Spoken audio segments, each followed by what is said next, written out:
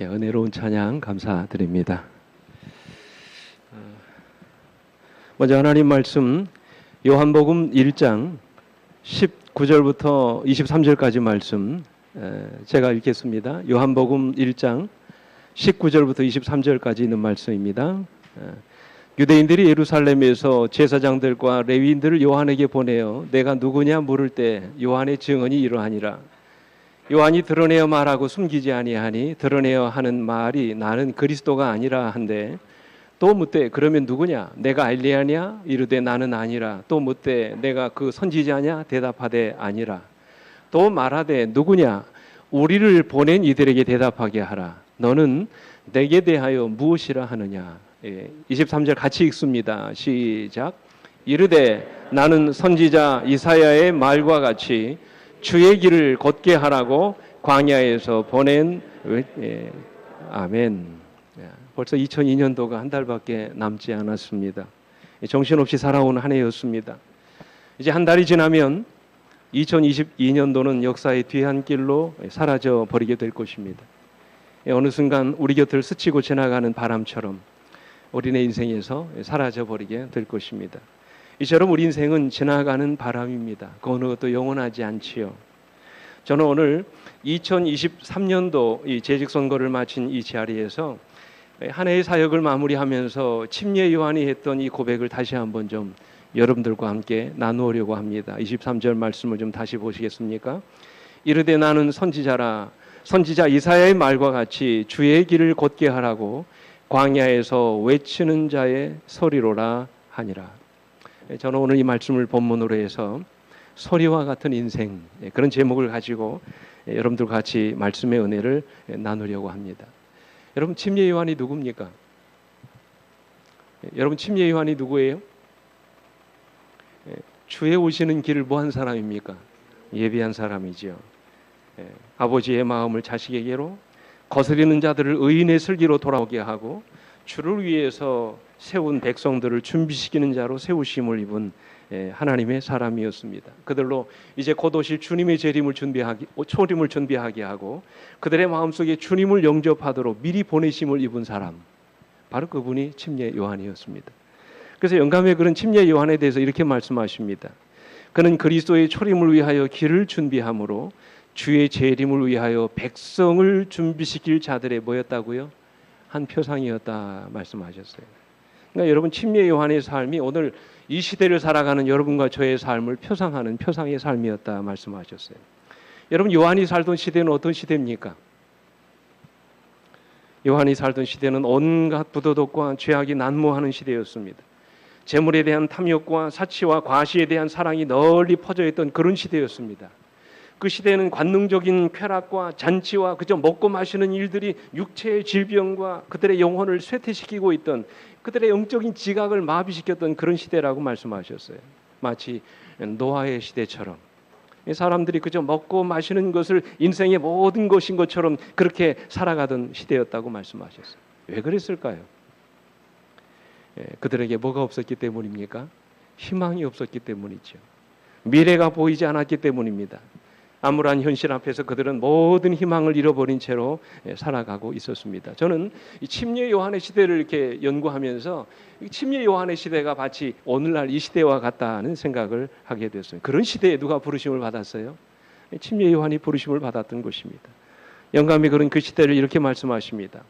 요한의 전도 사업이 시작되던 당시의 유대 나라는 혁명 직전의 흥분과 불만 상태에 있었다.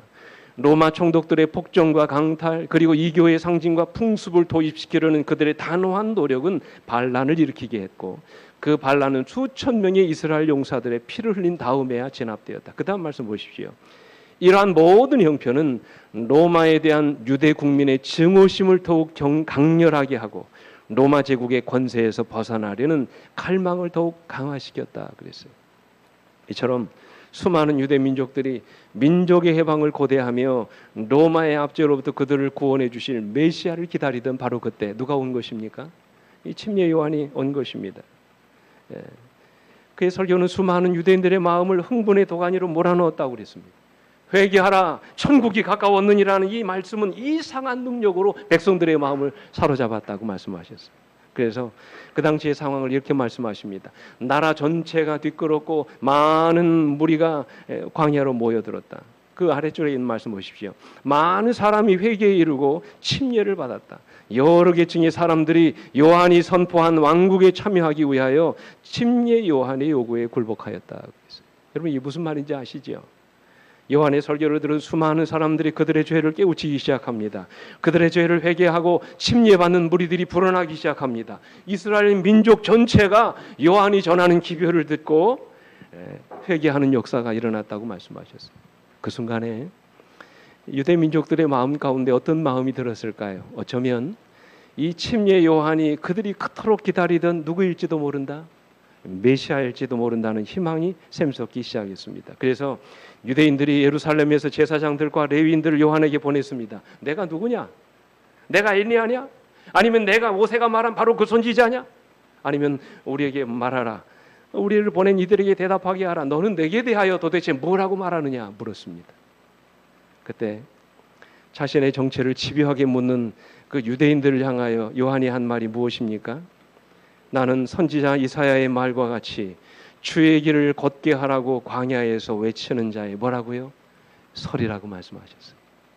여러분 요한은 요한 자신에 대해서 광야에 외치는 자의 뭐라고요? 설이라고 말씀하셨어요. 왜 여러분 요한이 자신을 소리에 비유합니까? 소리가 주는 의미가 무엇입니까? 소리에는 요한에게 맡겨진 인생의 비밀이 담겨 있습니다. 소리에는 요한에게 지어진 사명이 있었습니다. 그리고 소리에는 요한의 인생을 통해서 계획하신 하나님의 놀라운 섭리가 있었습니다.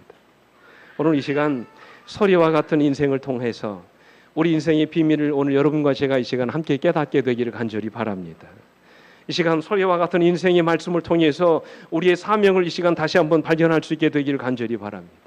오늘 이 시간 주시는 말씀을 통하여 이 시대를 통해서 계획하신 하나님의 놀라운 계획이 무엇인지를 오늘 이 말씀을 통해서 우리 함께 깨닫게 되기를 간절히 바랍니다. 왜냐하면 우리는 이 마지막 시대에 하나님의 부르심을 받은 이 시대에 누구들입니까? 침례 요한들이십니다. 그죠? 그렇다면 소리와 같은 인생은 과연 어떤 인생일까요? 첫째로 소리와 같은 인생이란 첫 번째로 소리는 뭐 하지 않습니까? 보이지 않습니다. 다만 뭐 할 수 있을 뿐이에요? 들을 수 있을 뿐이죠. 그 소리가 작은 소리이든 큰 소리이든 소리를 본 사람은 아무도 없습니다. 소리의 특징은 들리지만 뭐 하지 않는다는 것입니까? 보이지 않는다는 것이 존재하지만 보이지 않는 것입니다. 느낄 수 있지만 우리가 볼 수 없다는 것이지요. 그렇다고 해서 존재하지 않은 것은 아닙니다. 다만 보이지 않는 것이에요. 여러분 왜 침례 요한이 자신을 일컬어 소리라고 말씀하셨을까요? 왜 침례 요한이 자신을 가리켜 광야에 외치는 자의 소리라고 말씀하시는 것일까요? 그는 한 번도 자신을 드러내고자 하는 삶을 살지 않았기 때문입니다. 그는 철저하게 보이지 않는 인생을 살았습니다. 그의 삶을 통해서 오직 예수 그리스도만을 드러내는 삶을 살았던 것입니다. 그래서 사람들의 이목이 자신에게 쏠리는 것을 원하지 않았어요. 모든 사람들의 시선이 오직 예수 그리스도에게만 쏠리기를 침례 요한은 원했던 것입니다. 그래서 자기를 철저하게 감추고 살았어요. 오직 그의 모든 삶을 통해서 예수 그리스도만을 나타내는 삶을 살았던 것입니다. 사람들이 그가 메시아가 아니냐고 물었을 때 그냥 얼버무리지 않았어요. 명백하게 뭐라고 말합니까? 나는 누가 아니라고요? 나는 그리스도가 아니라고 말했습니다. 그래도 묻습니다. 내가 만일 그리스도도 아니요 엘리야도 아니고 모세가 말한 그 선지자도 아니라면 도대체 무슨 권세로 침례를 주느냐 물었습니다. 그때 요한이 뭐라고 대답합니까? 26절로 27절에 요한이 대답하되 나는 물로 침례를 베풀거니와 너희 가운데 너희가 알지 못하는 한 사람이 있었으니 27절 곧 내 뒤에 오시는 그이라 나는 그의 신발끈을 풀기도 감당하지 못하겠노라 하더라고요. 철저하게 자기를 숨깁니다. 오직 예수만을 증거하는 삶을 살아가고 있는 요한의 모습을 보게 되는 것입니다. 여러분 바로 이것입니다. 소리와 같은 인생. 그 인생은 바로 자신을 감추고 오직 예수 그리스도만을 나타내는 인생입니다. 저는 여러분과 저의 인생이 그와 같은 인생이 되기를 주님의 이름으로 축원합니다. 내 자신을 드러내고자 자랑하고자 하는 나의 삶을 다 뒤로 하고 오직 나의 삶을 통해서 내가 믿는 예수 그리스도 그분만을 나타내고 드러내는 그런 아름다운 인생을 살게 되시길 간절히 바랍니다. 영감님은 이렇게 말해요. 요한은 백성들이 자기에게로 향하여 오는 것을 보았을 때 모든 기회를 이용하여 그들의 믿음을 오실 그분에게로 돌리기 위하여 노력하였다 그랬어요. 네. 또 다른 영감의 글에도 보십시오. 만일 그가 자신을 메시아라고 선언하고 로마에 항거하는 반란을 일으켰다면 제사장들과 백성들이 그의 깃발 아래로 뭉쳤을 것이다. 사단은 세상의 정복자들의 야심에 호소하는 온갖 수단을 침례 요한에게 강요하기 위하여 준비하고 있었다. 그 다음 말씀 보십시오. 그러나 그는 자기의 능력의 증거를 앞에 가지고도 그 화려한 매수를 단호하게 거절하였다. 그는 자신에게 집중된 사람들의 주의를 이 다른 분이 누굽니까? 예수 그리스도시죠. 그분에게로 향하게 했다고 그랬어요. 계속해서 이어지는 말씀 보십시오. 그는 사람들의 이목을 자기 자신에게 이끌려 하지 않고 그들의 생각을 높고 더 높은 곳으로 이끌어 올려서 하나님의 어린 양을 주시하기에 이르기까지 힘썼다. 요한 자신은 한 목소리 곧 광야에 외치는 소리에 불과하였던 것이다. 이제 그가 침묵과 은퇴를 기꺼이 받아들인 것은 모든 사람의 눈이 생명의 빛 되신 이에게 향하도록 하기 위함이었다. 그래서 이것이 침례 요한의 삶이었습니다. 내가 보이지 않는 삶, 철저하게 자기를 감추는 삶, 그리고 그의 삶을 통하여 오직 예수 그리스도만을 드러내는 삶. 이것이 바로 침례 요한의 삶이었던 것입니다. 우리 중국의 중용이라고 하는 책에 보면 막현홈이라는 말이 있습니다. 여러분 이 말이 무슨 뜻이냐면 이런 뜻입니다. 자신을 감추는 것보다 더 잘 드러나게 하는 것이 없고 자기를 숨기는 것보다 자신을 더 잘 드러나게 하는 것은 없다. 이런 말이에요. 세상은 누구나 다 주인공이 되고 싶어 합니다. 자기를 드러내고 싶은 욕망이 우리 모두에게 있습니다. 다른 사람의 뒤에서 그를 돋보이게 하는 인생을 살고 싶어 하지 않습니다. 언제나 우리는 인생에 뭐가 되기를 원합니까? 주인공이 되기를 원합니다. 그러나 그렇게 하면은 오래가지 못한다는 거지요. 세계적으로 유명한 주의자 가운데 레오나르드 번스타인이라는 사람이 있습니다. 이 사람이 참 좋아하는 한 관객이 한 번은 이 레오나르드 번스타인에게 물었습니다. 선생님, 수많은 악기를 연주하는 연주자들 중에서 가장 구하기 어려운 연주자가 누굽니까? 물었어요. 그때 번스타인이 이렇게 대답을 했답니다. 제2 바이올린을 연주하는 사람입니다. 제1 바이올린을 훌륭하게 연주하는 사람은 얼마든지 구할 수 있습니다. 그러나 제1 바이올린을 연주하는 것과 똑같은 열정을 가지고 제2 바이올린을 연주하는 사람은 참으로 구하기가 어렵습니다. 플룻의 경우도 마찬가지입니다.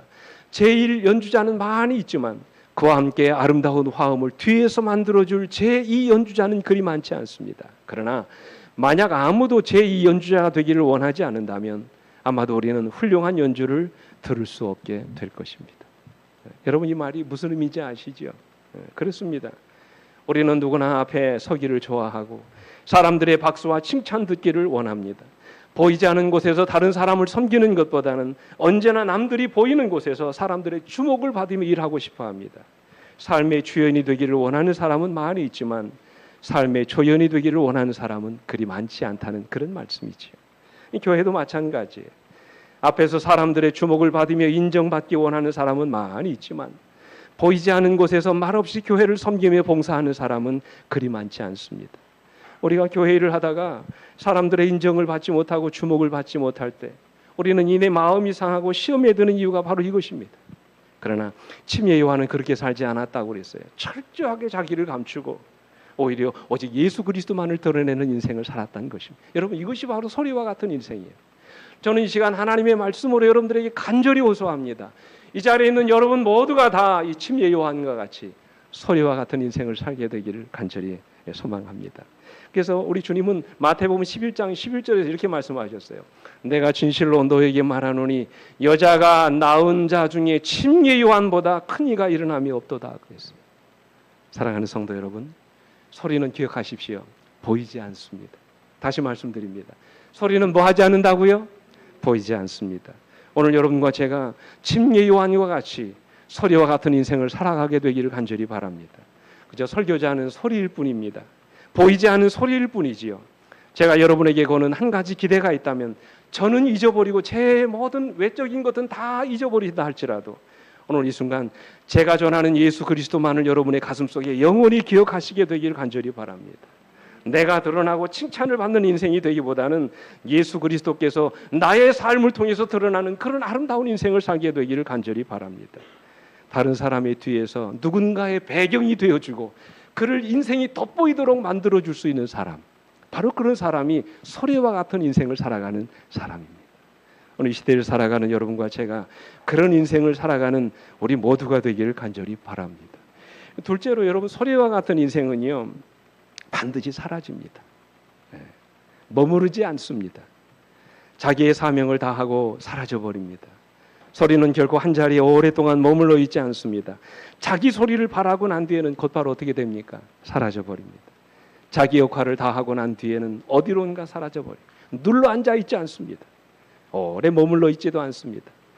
이처럼 소리는 자기 역할을 다한 후에 연기처럼 허공으로 사라져버릴 뿐입니다. 그래서 요한은 자신을 일컬어서 광야에서 외치는 자의 뭐라고 그랬어요? 소리라고 말씀하셨어요. 한 번은 요한이 제자들과 함께 침례식을 이렇게 베푸는데 그 침례식에 있는 한 사람들 옆으로 이제 유대 지도자들이 왔습니다. 그리고는 이 침례 요한의 제자들과 함께 논쟁을 벌이기 시작했습니다. 그 말씀이 이 요한복음 3장 25절에 나옵니다. 보십시오. 이에 요한의 제자 중에서 한 유대인과 더불어 정결 예식에 대하여 변론이 되었더니 그랬어요. 자, 뭐에 대하여요? 이 정결 예식이 뭘까요? 뭐에 대해서 지금 변론을 벌이는 것입니까?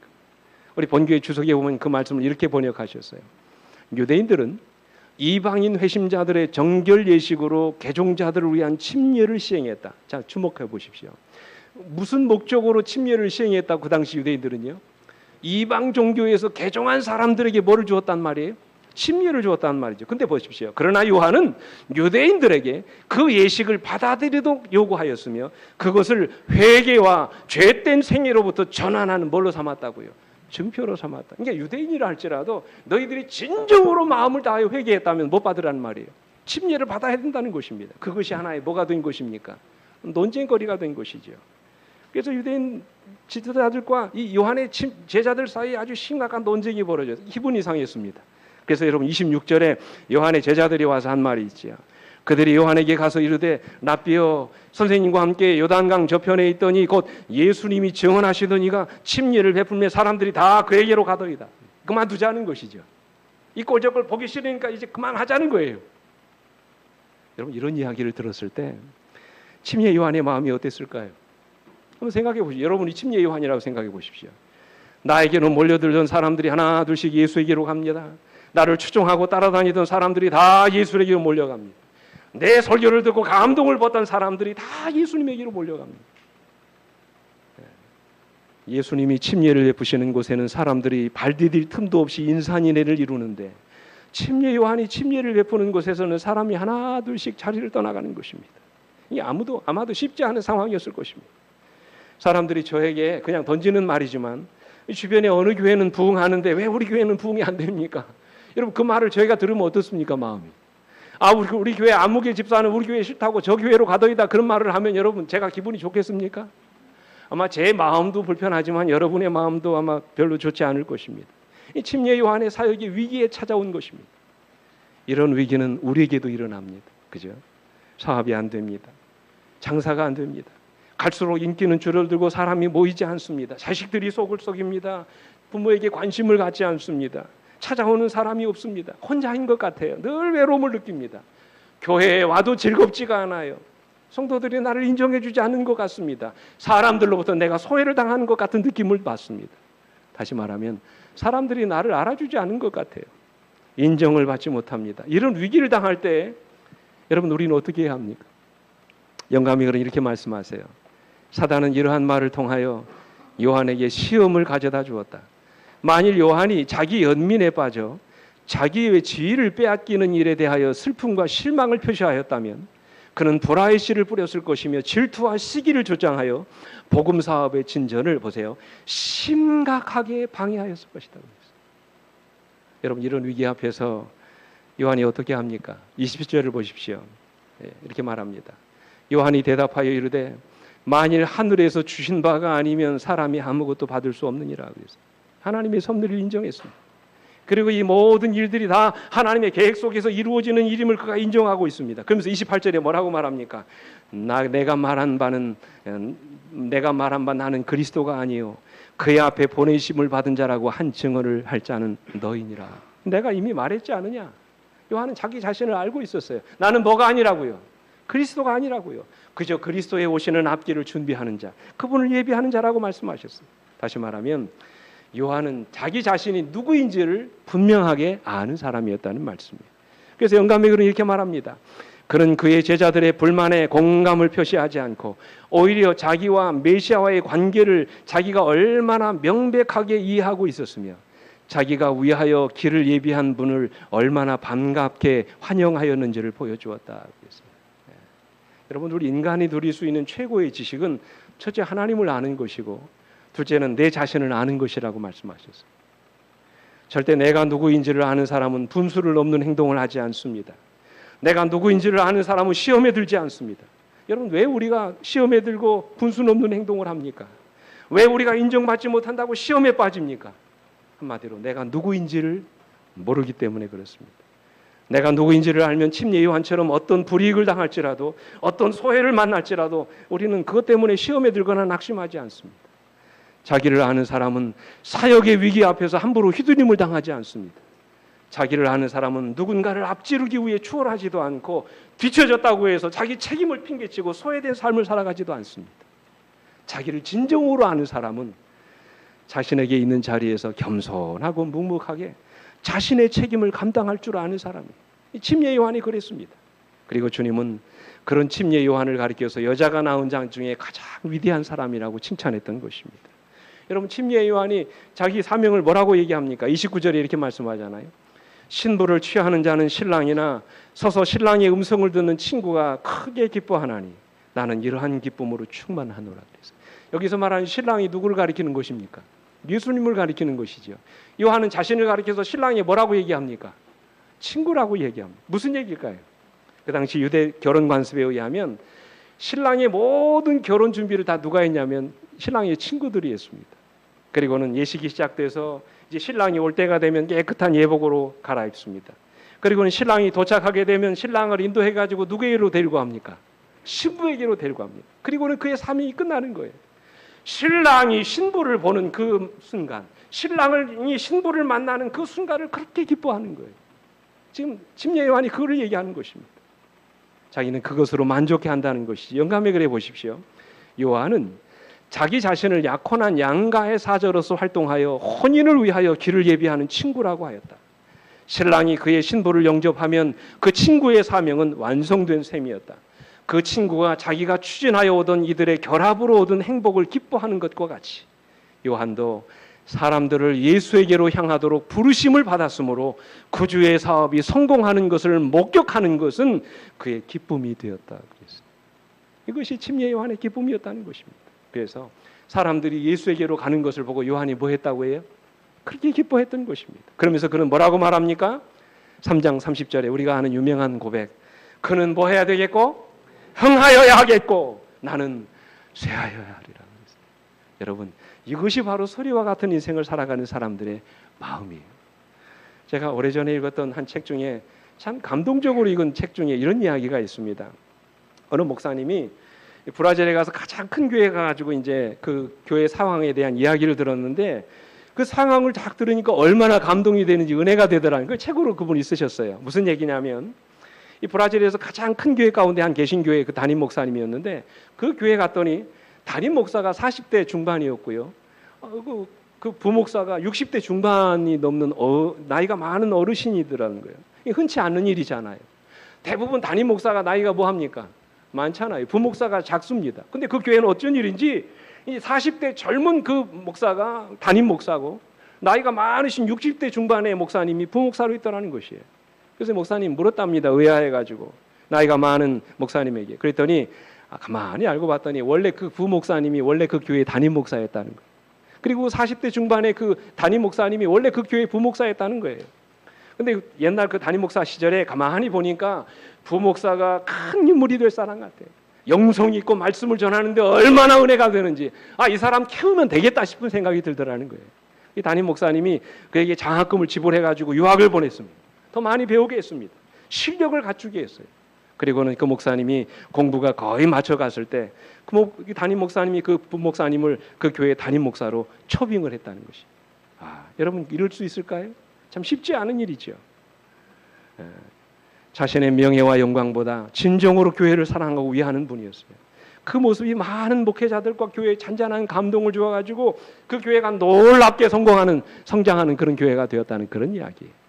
사랑하는 성도 여러분, 소리는 기억하십시오. 사라집니다. 소리와 같은 인생을 살게 되기를 원하십니까?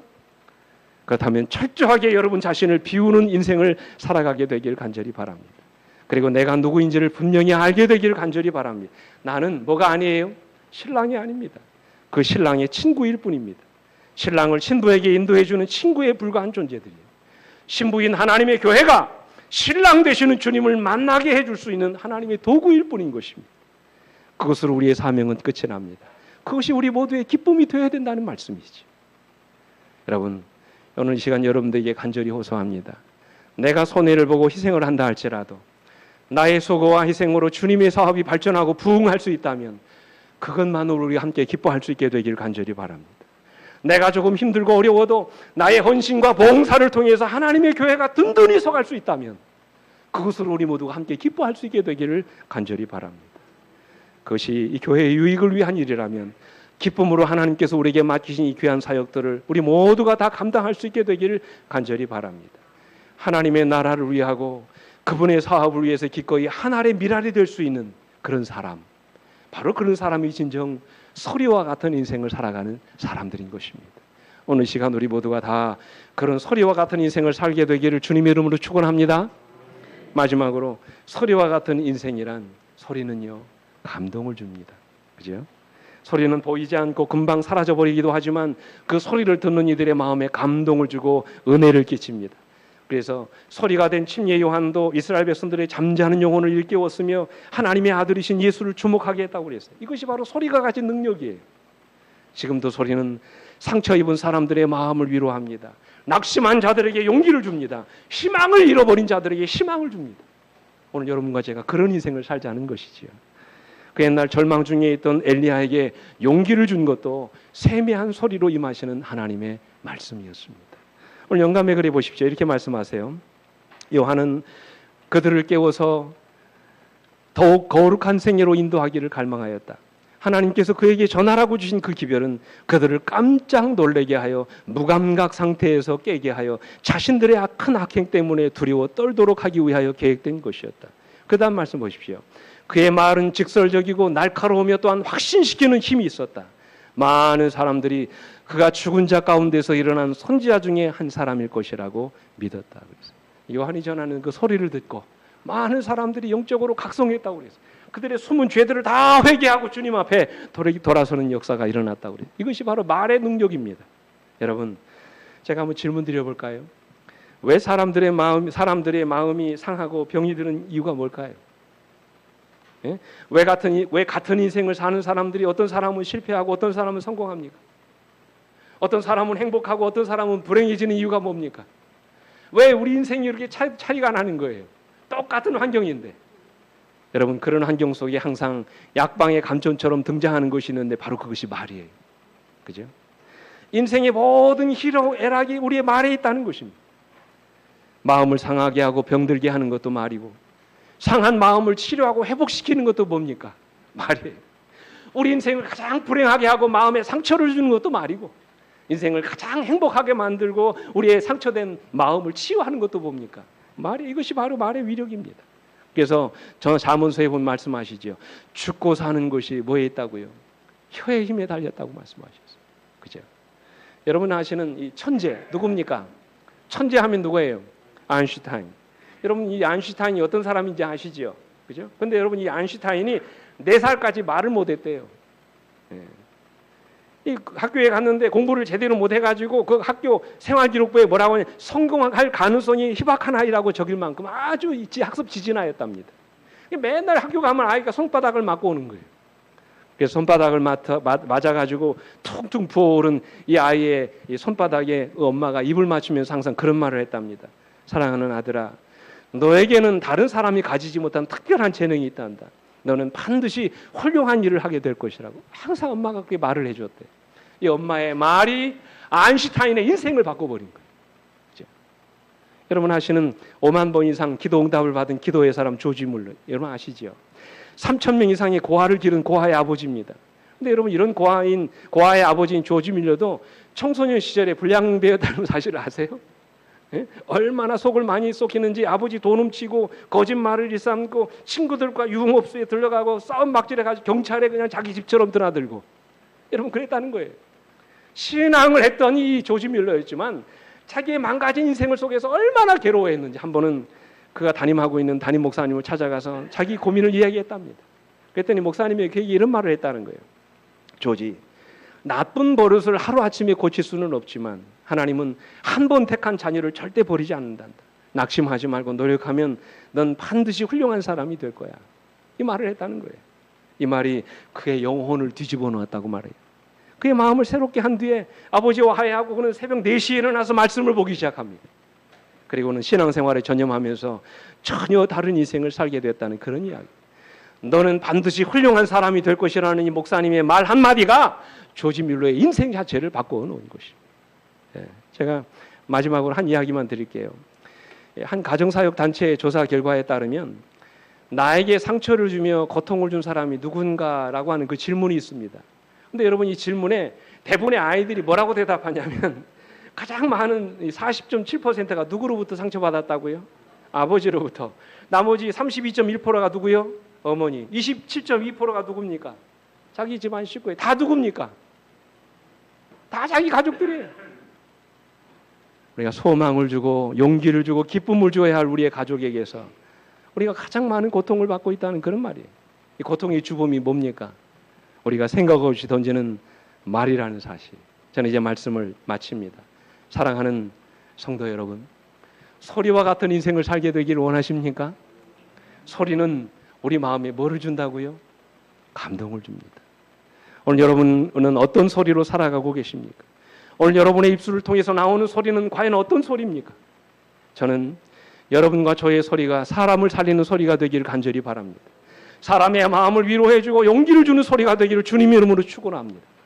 무기력한 사람에게 힘을 주고 절망에 빠진 자들에게 용기를 줄 수 있는 그런 소리가 되기를 간절히 바랍니다. 소리는 아무도 보이지 않고 머무르지도 않지만 사람의 마음을 움직이고 그 사람의 마음을 감동시키는 은혜가 있어요.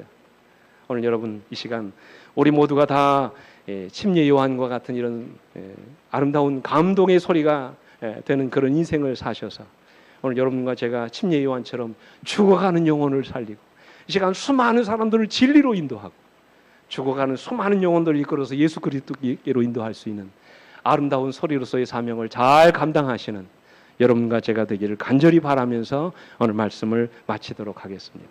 함께 일어나셔서 찬양하시겠습니다.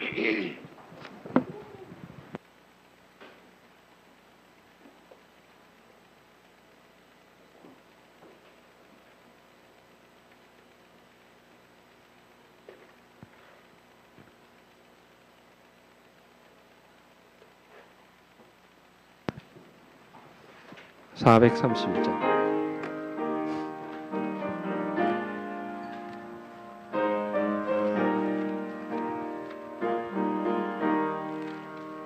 주님의 뜻을 이루소서.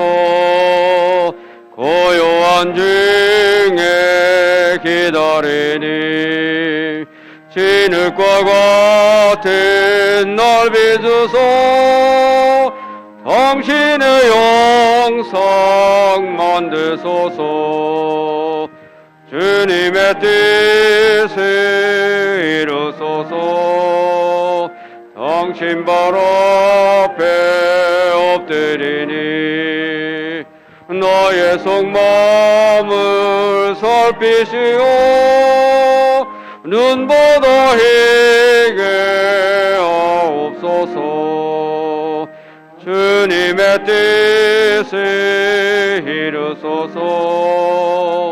병들어 몸이 피곤할 때 권능의 손을 내게 펴서 새로 함께하여 주옵소서. 주님의 뜻을 이루소서.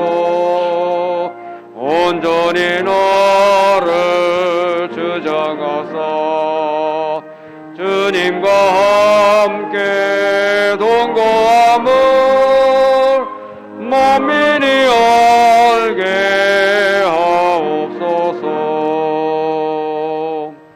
아버지, 진정 소리와 같은 인생을 살게 되기를 아버지 원합니다. 내 자신은 완전히 비워지고 비워진 내 안에 오직 그리스도만을 보여지는 그런 아름다운 인생이 되기를 원합니다. 그래서 우리의 말과 모든 행동 하나하나가 내가 믿는 예수 그리스도를 드러내는, 그래서 사람들이 우리의 살아가는 삶의 모습 속에서 내가 믿는 주님을 바라보게 할 수 있는 그런 은혜와 감동의 삶을 살게 되기를 아버지 원합니다. 이 시간 우리를 감추게 하시고 오직 예수 그리스도만을 드러내는 인생을 살아가게 해 주시옵소서.